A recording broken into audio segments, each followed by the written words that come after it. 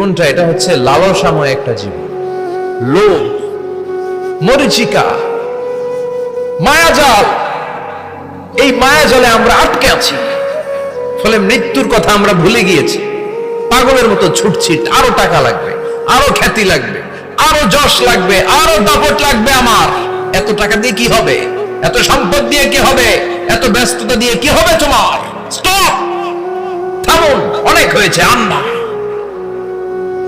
থামুন, take a rest, take a breath and think about death. Think that you have to go back to your Lord. একটু বসেন না, একটু ভাবেন যে আমাকে চলে যেতে হবে, চলে যেতে হবে। এই কোলাহল, এই ব্যস্ততা, এগুলো থাকবে, থাকবো না আমি। সাইয়েদনা ওমর ফারুক বলেছেন, মুতু ক্বাবলা আন তামুতু, মরার আগে একবার মরো। হাসিবু ক্বাবলা আন তুহাসাবু আলাইকুম, তোমার হিসাব নেওয়ার আগে তুমি একবার নিজের হিসাবটা করো না। কাগজ বের করে একটু লিখো না কি কি ভালো কাজ করছিলা, যেগুলো দিয়ে নাজাতের ওসিলা হতে পারে। 1 2 3, আর কি কি আকাম কুকাম করছো দেখো না, লিখে দেখো তোমার অবস্থাটা কি। মরার আগে একবার মরো। মরার আগে খাটের মধ্যে শুয়ে শটান করে চোখ বন্ধ করে একবার মরার ভান করে দেখেন কেমন লাগে। চোখটা বন্ধ করেন আর ভাবেন আপনি নাই, কি কি হতে পারে ভাবেন। আপনার ছেলে মেয়েরা কান্না জুড়ে দিবে, আপনার প্রাণের স্ত্রী বিলাপ শুরু করে দিবে, বন্ধু বান্ধবের চিৎকার আর মাতম, স্থানীয় এলাকার মসজিদে ঘোষণা, অমুক এলাকার নিবাসী অমুক ভাই, অমুকের ছেলে অমুক দুনিয়ায় নাই। সব আত্মীয়রা চলে আসবে, ফেসবুকে স্ট্যাটাস দেয়া হবে, সবাই সবাইকে জানাবে বিকাল 4টায় অমুক হাই স্কুল ময়দানে আপনার জানাজা। ছুটে আসবে, সবাই ছুটে আসবে আপনাকে শেষ বিদায় দিতে, গুড বাই জানানোর জন্য, আল ওয়াদা, বিদায় জানাতে আসবে সবাই। 4 তাকবীর দিয়ে আপনার জানাজা হবে, অশ্রুসিক্ত জানাজায় আপনার বিদায় হবে। কাঠের খাটিয়ার মধ্যে করে কাঁধে তুলে আপনার কবরে নেওয়া হবে। আগে থেকে খুঁড়ে রাখা কবরটার মধ্যে আপনারে বিছিয়ে দেয়া হবে। বাঁশের কচি দিয়ে তার উপরে মাটির চাপা দিয়ে সব চলে যাবে। ভাবেন না একবার চোখ বন্ধ করে, this is the circle of life, this is the nature of life. এটা সবার হবে, আমার হবে, আপনার হবে। এত মায়া, এত ভালোবাসা কই যাবে? কেউ থাকবে না, সবাই আপনার অন্ধকার কবরে রেখে দিয়ে চলে আসবে। উপরে বাঁশের কঞ্চি, তার উপরে মাটির চাপা, অন্ধকার আর অন্ধকার। এই অন্ধকার যেন শেষ হতে চায় না, শুধুই অন্ধকার, ঠিক কিনা? এজন্য আমাদের চলে যেতে হবে। দাদা গেল, চাচা গেল, মামা গেল, আমাদেরকেও যেতে হবে, জোরে কোন ঠিক কিনা? একদিন মাটির ভেতরে হবে ঘরে মন আমার, কেন বন্ধ দালান ঘর, প্রাণ পাখি উড়ে যাবে পিঞ্জর ছেড়ে।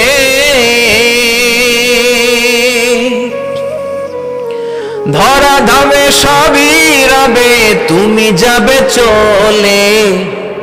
বন্ধু বান্ধব যত, মাতা পিতা দ্বারা সুত, সবই হবে তোমার পরে। মন আমার কেন বন্ধ দালান ঘর, একদিন মাটির ভেতরে হবে ঘরে মন আমার, কেন বন্ধ দালান ঘর, ঠিক কিনা? সব করে থাকবে, চলে যেতে হবে আমাদেরকে। এজন্য আখিরাতের কথা যেন আমাদের স্মরণ হয়। বিশ্বনবী বলতেন, নাহাইতুকুম আন জিয়ারাতিল কুবুর, আমি তোমাদেরকে কবর জিয়ারত করতে আগে নিষেধ করতাম, কিন্তু এখন নিষেধাজ্ঞা প্রত্যাহার করে নিলাম। এখন সব সময় তোমরা কবরের সামনে যাবা আর জিয়ারত করবা। কবরস্থানে জানতো বড়ুয়া কৃষ্ণপুরের এই গ্রামের কবরস্থান আছে কোন দিকে? পূর্ব দিকে আছে, গোখরার জলের ওদিকে। যান আপনারা, একটু যাবেন, একটু গেলে আখিরাতের কথাটা স্মরণ হবে। ওখানে ছোট শিশুরা শুয়ে আছে, কিশোর যুবকরা আছে, আপনার মতো তাগড়া যুবক মুরব্বীরা আছে। এরা এই এলাকায় থাকতো, এরা আকাশ থেকে নেমে আসে না, এই এলাকার সন্তান আজ নাই। একটা সার্টেন পিরিয়ড শেষে আপনিও থাকবেন না। This is the nature of life, this is the circle of life. ছোট্ট শিশু হয়ে এসেছিলেন, শৈশব, কৈশোর, যৌবন, প্রৌঢ়ত্ব। আগে ছিলেন সিঙ্গেল, বিয়ে করে হয়ে গেলেন ডবল। এরপরে আল্লাহ আপনাকে একটা মেয়ে দিল, এরপরে মেয়েকে বিয়ে দিয়ে শ্বশুর হলেন, এরপরে ওই মেয়ের ঘরে সন্তান হতে নানা হলেন। আর কতদিন? অনেক দিন হলো তো, অনেক লম্বা সময় পেয়েছেন আপনি। Think about death. এবার যাওয়ার কথা ভাবেন। আখিরাতের সামানের কথা ভাবেন, ফিরে যেতে হবে। কি শক্তিশালী যুবক, বার্ধক্য চলে আসলে লাঠি ছাড়া চলতে পারে না। কুচকুচে কালো দাড়ি সাদা হয়ে যায়, দাড়ির শুভ্রতা, বয়সের ভার, রং ধরা যৌবন জং ধরে শেষ, ঠিক কিনা? This is the circle of life. যুবক ভাই, এটাই জীবন, চলে যেতে হবে, কেউ থাকতে পারবে না, ঠিক কিনা? এটা রিমাইন্ডার আল্লাহ এই সূরার ভেতরে দিয়েছেন যে তোমাদেরকে ফিরে যেতে হবে, এই লোভ লালসা ছেড়ে দাও। রব্বুল আলামিন বলেন, আলহাকুমুত তাকাসুর হাত্তা যুরতুমুল মাকাবির। ও গোলাম, দুনিয়ার সম্পদ, লোভ লালসা তোদেরকে পাগল বানিয়ে দিয়েছে। এই লোভ পাগলামি কোনোদিন তোদের থামবে না যতদিন না তোরা কবরে ঢুকবি, ঠিক কিনা? কার কথা? আল্লাহ বললেন, দুনিয়ার সম্পদ আর লোভ আর মোহে তোমরা গাফেল হয়ে গিয়েছো। আখিরাতের কথা বেমালুম তোমরা ভুলে গিয়েছো, কিন্তু আখিরাতে তোমাদের যেতেই হবে, কবরের বাড়িতে তোমাদের ঢুকতেই হবে, ঠিক কিনা? যেতেই হবে। আমরা ভুলে যাই। আলহাকুমুত তাকাসুর, অতিরিক্ত পাওয়ার লোভ, বেশি বেশি খাওয়ার লোভ, বেশি বেশি জমানোর লোভ মানুষকে গাফেল বানিয়ে দিয়েছে। এটা মানুষের স্বভাব, আরো চাই আরো চাই, এই স্বভাবটা আছে না নাই? দেখবেন ছোট বাচ্চারা মসজিদের দোয়া অনুষ্ঠান শেষে জিলাপি দেয় না? বড়ুয়া কৃষ্ণপুর কি দেয়? আগে বাতাসা দিত না, এখন কি দেয়?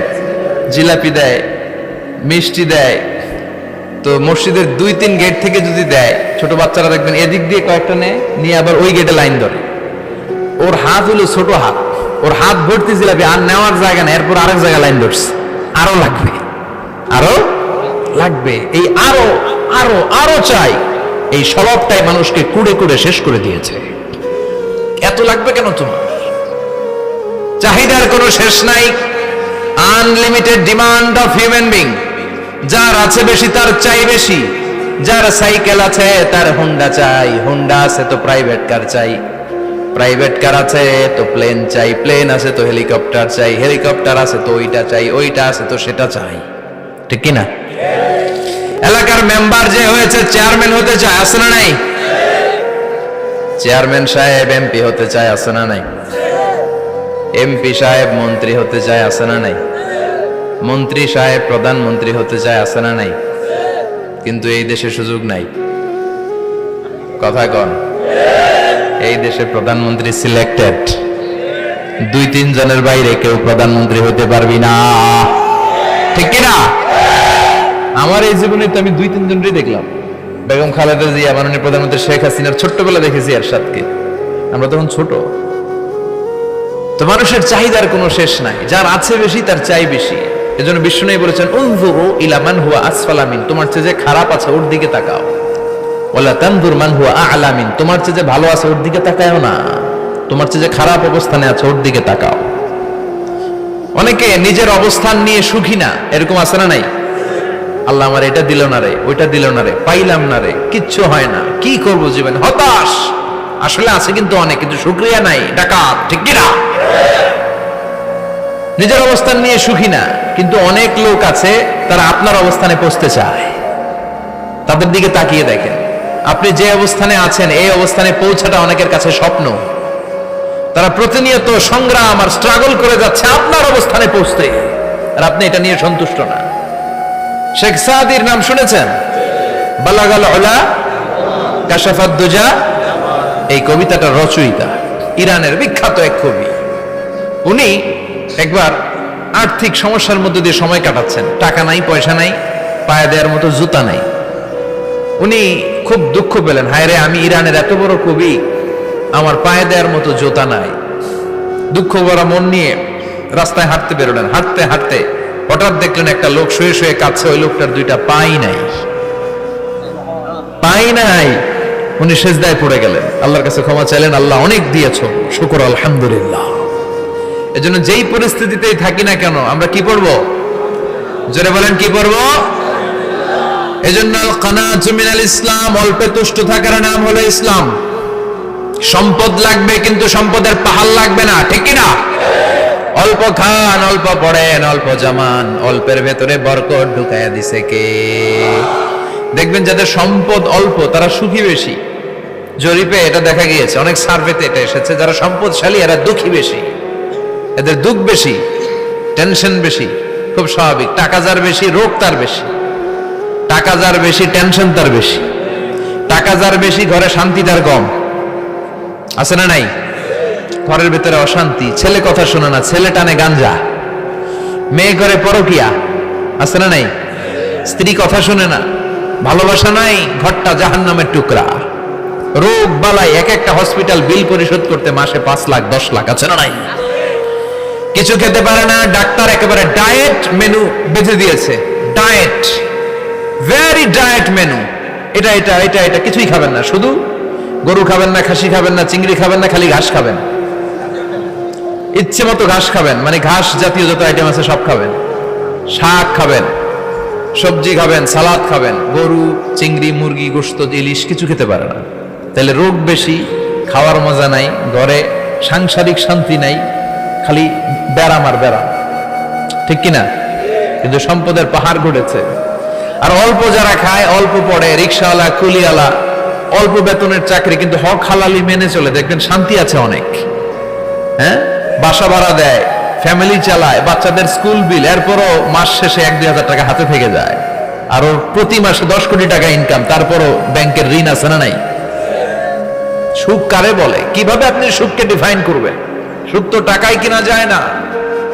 শান্তি টাকা দিয়ে হয় না, শান্তি দেওয়ার মালিক কে? শান্তি আছে অল্প খেয়ে শুকর করার মধ্যে, শান্তি আছে আলহামদুলিল্লাহর মধ্যে। চিল্লায় বলেন ঠিক কিনা?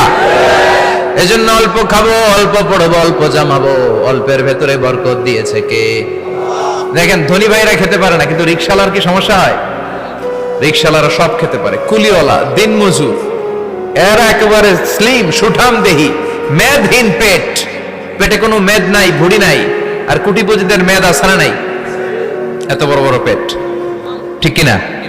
আমাদেরও পেট আছে, তবে হালাল পেট। এটা হারাম টাকা দিয়ে এই ভুড়ি বানাই নাই আমরা। চিল্লায় বলেন ঠিক কিনা? রিক্সাওয়ালা, কুলিওয়ালা নিজেও নামাজ পড়ে, বউ নামাজ পড়ে, বাচ্চাটাও নামাজ পড়ে, রিক্সা চালায় আর জিকির করে লা ইলাহা